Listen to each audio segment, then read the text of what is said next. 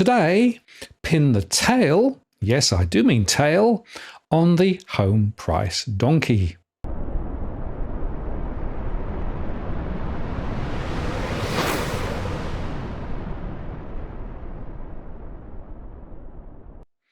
Hello again, it's Martin North from Digital Finance Analysis. Well, latest post covering finance and property news. Well, CoreLogic reported that their National Home Value Index rose 8.1% in 2023, a significant turnaround from the 4.9% drop seen in 2022, but well below the 24.5% surge that was recorded in 2021, thanks to the result of the COVID stimulus. December's 0.4% increase saw 2023 finish with a relatively soft monthly rise in home values, they said. Despite the annual 8.1% increase, actually the year was punctuated by diversity, with the annual change in housing values ranging from a 15.2% surge in Perth to a 1.6% fall across regional Victoria. In fact, across the combined capital cities index, dwelling values were up 9.3% in 2023, more than double the 4.4% rise recorded across the combined regional index. Dwelling values have been rising at more than 1% each month on average across Perth, Adelaide, and Brisbane since May, while in Melbourne and Sydney, the pace of growth has slowed sharply since the June rate hike. Melbourne values declined through November and December, while Sydney home values are stabilising with a monthly growth rate of just 0.2% in the final 2 months of the year. The smaller capital cities have been soft through most of the year, with Hobart at 0.8% and Darwin 0.1% recording an annual decline in values of 2023, while the ACT recorded a rise of just 0.5%. And although housing values have risen across most regions in 2023, 5 of the 8 capital cities are still recording home values below record highs. At the end of the year, Sydney values remained 2.1% below their January 2022 peak. Melbourne values were 4.1% below their March 2022 peak. ACT values are still 6.3% below record highs, and Hobart values are down 11.2%.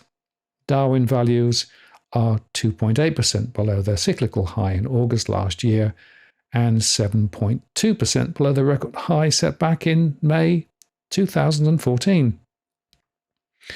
So now, of course, the question is, what will happen in 2024?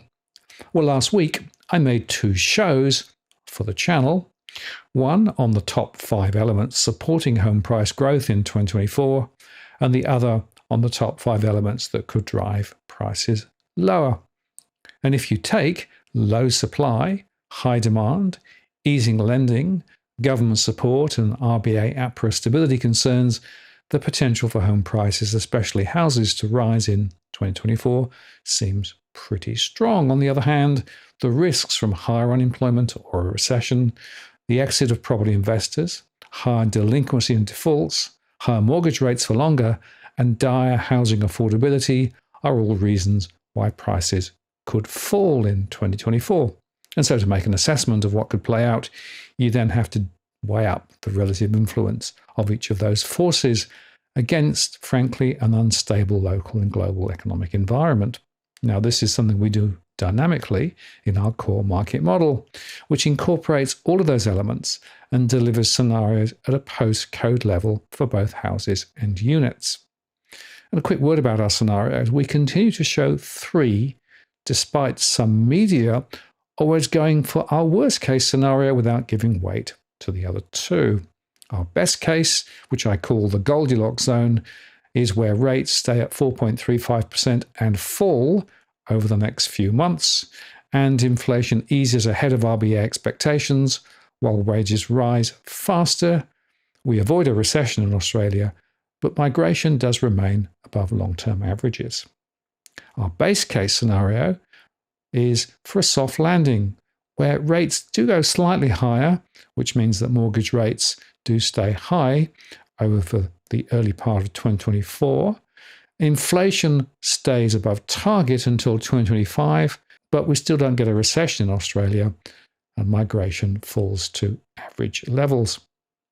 And the worst case scenario, the nightmare scenario, is where rates go even higher, up to 4.6%, and that means we'll get mortgage rates at 7.5%. Plus, they stay high through into 2024, along with inflation, and wages growth stalls. Due to recession here, unemployment rises, but rates are then cut and migration falls, but it's all too late, and therefore we move into a recession. So now let's look at what this means for each state based on our current modelling. And a caveat, of course, because averages mask, which is why we run our scenarios at a postcode level. And if you want a deep dive into specific postcodes, join us next Tuesday for a live show where we're going to look at requested postcodes, including the scenario data. So to start, let's look at the ACT, and you see the three scenarios, the best, base, and worst case, and we also split out houses and units. So over the next 12 months for our best case, there's a potential rise for houses of about 3.2% and units at 2.8%. The base case shows a small fall in houses, down 2.5%, and units down 2.2%. And the worst case scenario gives a fall of 7.9% for houses over the next 12 months and 6.9% for units. And we also show the scenarios over 24 and 36 months. These are cumulative levels.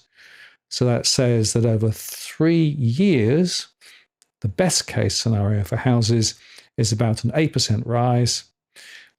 The best case for units is a 7% rise.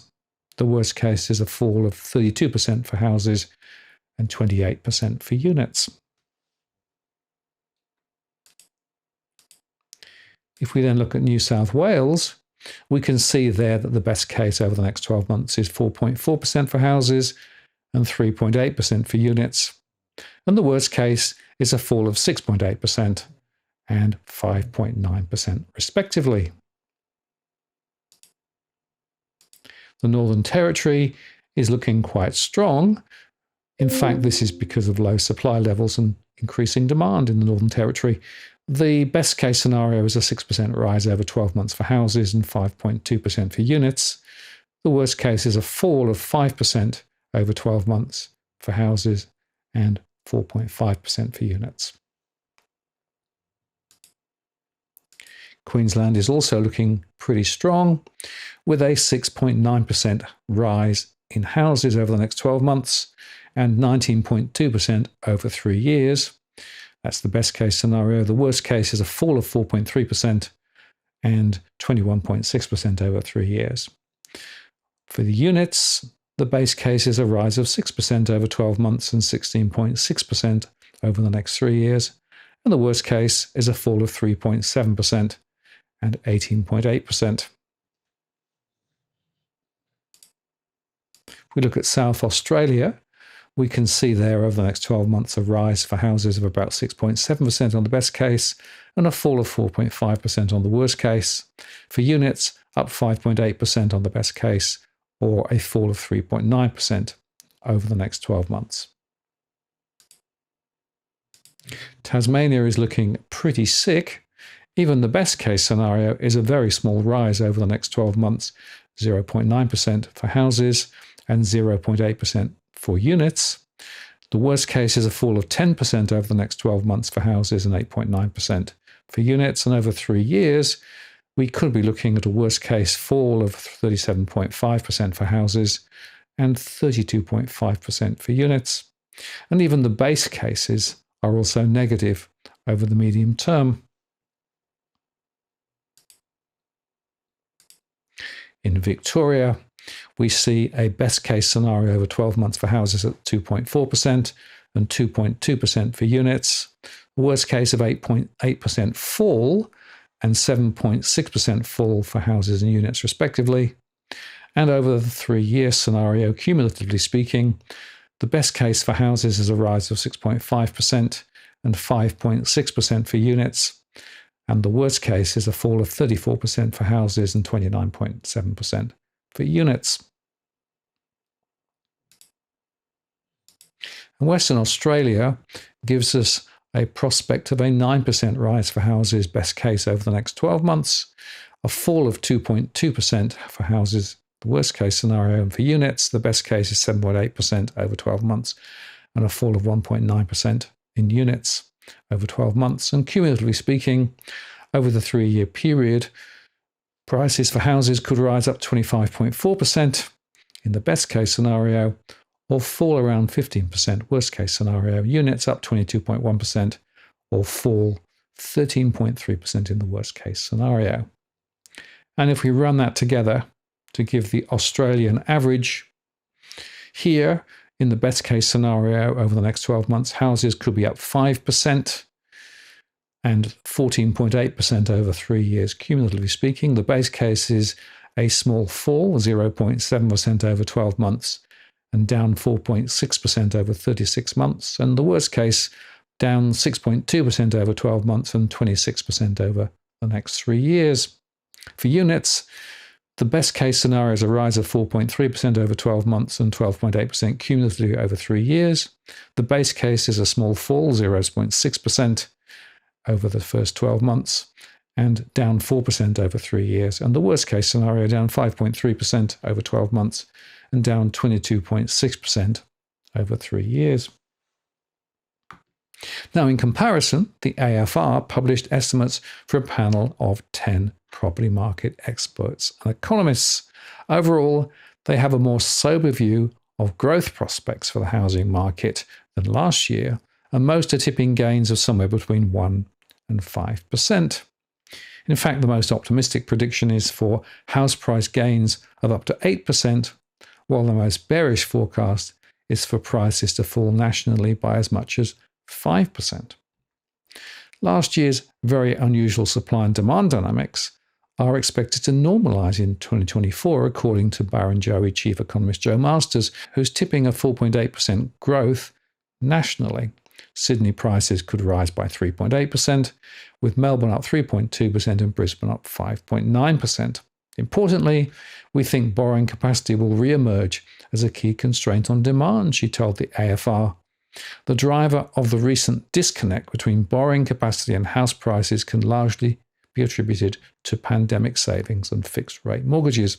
We expect this disconnect has run its course and the historical relationship between borrowing capacity and house prices to be restored in 2024. Naturally, the rate cuts that we expect in August will improve borrowing capacity and act as a support to the housing market. Forecasting 2024 property prices has a higher degree of uncertainty than usual, the panelists said, although after last year's unanticipated rebound, that may not be too surprising. Among them is Jarden's chief economist Carlo Cascio, who expects prices to rise 5% nationally, but with outcomes likely to diverge significantly across the capitals. A lack of established housing supply, listings, has been a key driver of the rise in house prices in 2023, and this is likely to remain for 2024, he said. Unsurprisingly, economists associated with the main property portals and agents are the most bullish. Nicola Powell, for example, chief of research and economics at Domain, agrees that the outlook is particularly uncertain given the range of push and pull factors with population growth, a supply shortfall and interest rates. While affordability and constrained borrowing power will put limits on buyers' capacity, Dr. Powell is nevertheless tipping a relatively bullish 6 to 8% gain in house prices and a 2 to 3% lift in apartment values. A cut in interest rates or other stimulus measures will spark demand and create another price upswing, a prospect likely to come to fruition in the latter part of 2024, she said. An alternative to a rate cut would be an easing of the mortgage serviceability buffer.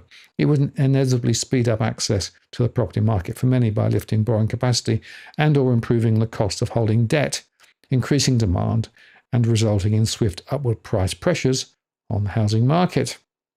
And Ray White, chief economist near Nerida Cosby, is also bullish, anticipating price rises this year that could even exceed the gains of 2023. The main reason is that many of the drivers of price growth this year continue to be in place, particularly low levels of housing supply, she said. In addition, however, it is increasingly looking like we will see a rate cut in the first half of 2024. This will further fuel pricing. Another key component in the house price puzzle is employment, with the jobless rate already ticking up. It is one of the drivers noted by Australian National University Associate Professor Ben Phillips, who expects a sluggish 2024 for property prices, tipping 4% nationally, with 3% for Sydney, Melbourne and Canberra, and 5% for Brisbane, Perth and Adelaide. The main factors limiting growth are a slowing economy, with a modest, weaker labour market, interest rates remaining elevated, and affordability constraints persisting, he said. Yet, for all the supports for price growth, the lagged effect of 13 cash rate rises on mortgage costs should not be underestimated, according to AMP Chief Economist Shane Oliver. In Dr. Oliver's bearish view, prices could fall between 3 and 5% nationally in 2024, led by retreats of 6% in Sydney, Melbourne, Canberra and Hobart. The supply shortfall should prevent a sharper fall, he said.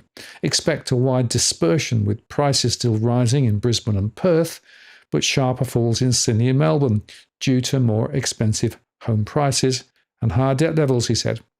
Rate cuts later in the year will help prices bottom and start to rise again.